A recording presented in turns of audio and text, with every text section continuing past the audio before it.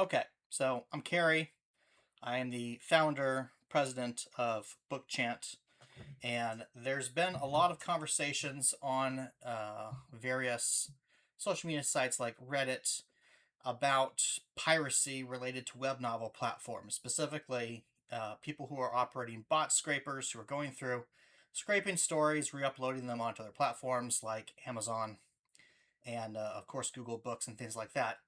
And there are the solutions that some other web novel owners have put out, I think, are not actually solutions at all. One of them, as an example, the owners of Royal Road wrote a lengthy post about how it's impossible to completely block bots, which is true. It's a true statement. There is a lot of things you can do. But they also said that, our best solution here is there's a feature now that you can download an auto-generated PDF that says that you are the first person to publish this on the internet or something like that. That is 100% completely useless. I'll tell you why it's useless. I managed a YouTube partner network for several years. Over thousands of partners.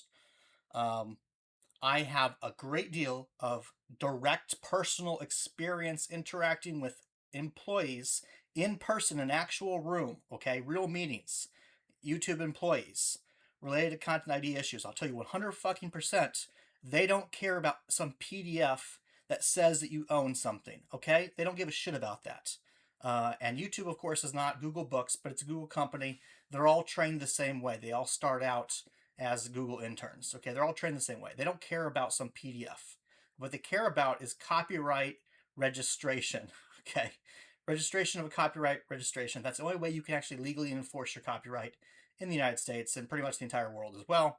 So if you don't have registration with the Library of Congress, you're kind of shit out of luck trying to assert your rights to any of these platforms, whether it's Amazon or Google. Sometimes, just because, as a matter of course, the person on the other end might give you the benefit of the doubt and take it down and see if the other person protests it. If the other person protests it and they went and tried to register your thing, then they're going to be able to fight you and win every single time. And now you have a legal process you have to go through suing somebody over false copyright fraud. So the easiest way you could solve this whole freaking problem is register your copyright with the U.S. Library of Congress. Okay, that's what you need to do before you publish on a web novel platform.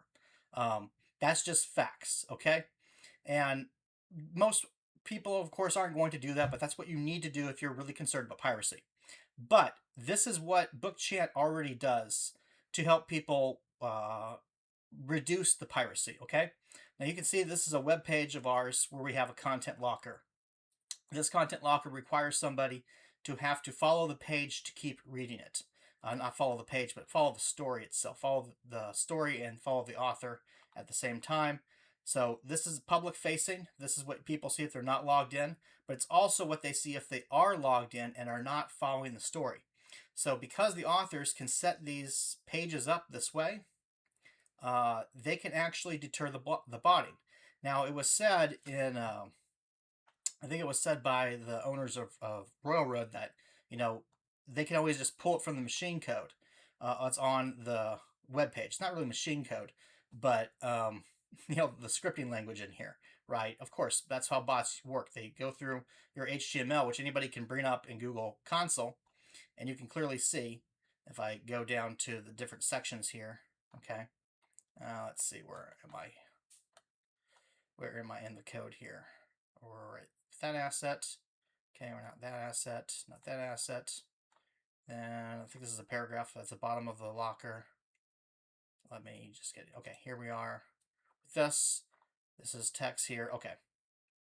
So this is where the content locker starts, and it's covering up information. As you can see, clearly where I have my arrow here and where the information is being displayed over here, that you do not see the story. Okay, you do not see the rest of the story of this chapter anywhere in the page HTML code. Nowhere in the spreadsheet, in the cascading sheet, do you see the rest of the story, because this page is not the same. Is A lot of content lockers are not coded correctly. This one's actually coded properly.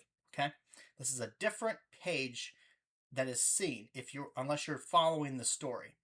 So what the bots would need to be able to do to be able to efficiently scrape all the stories is they would have to follow all of the authors, which obviously will trigger will trigger us to be able to see what's going on.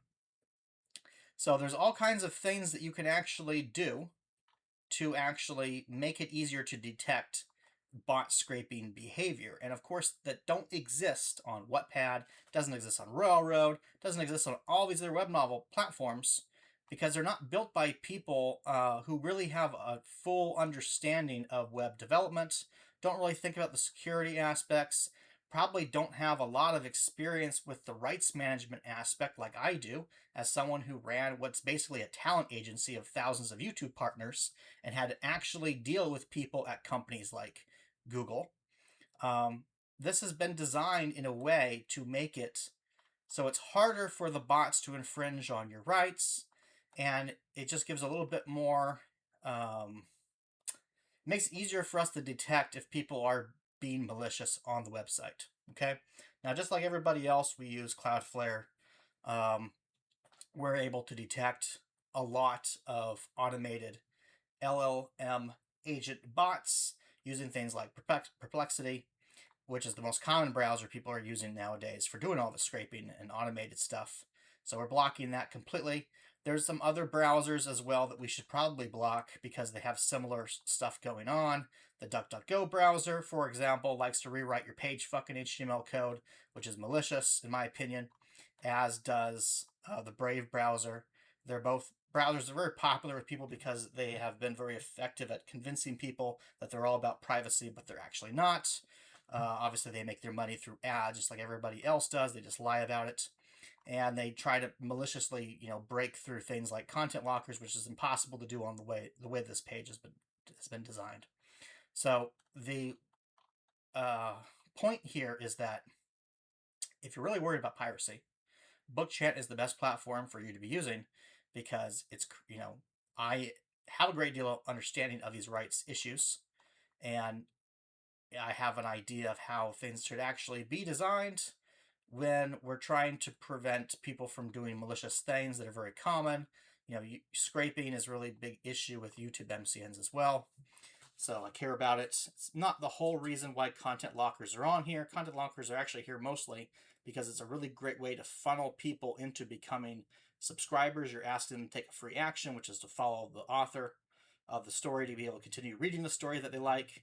You're building them into a sales process where you can eventually upsell them on things like books and the monthly recurring membership to be able to access early chapters and getting the author's Discord and everything else like that. But it also has the benefit of making it much harder for the bots because as you can clearly see here, okay, the rest of the page is not here. It is not here. The rest of the story is just not fucking there. And that's just the truth. Okay, so you can actually design these pages in a way so that it's harder for the bots to scrape. Okay, and BookChant has done that, and that's the point I'm making here. Thank you.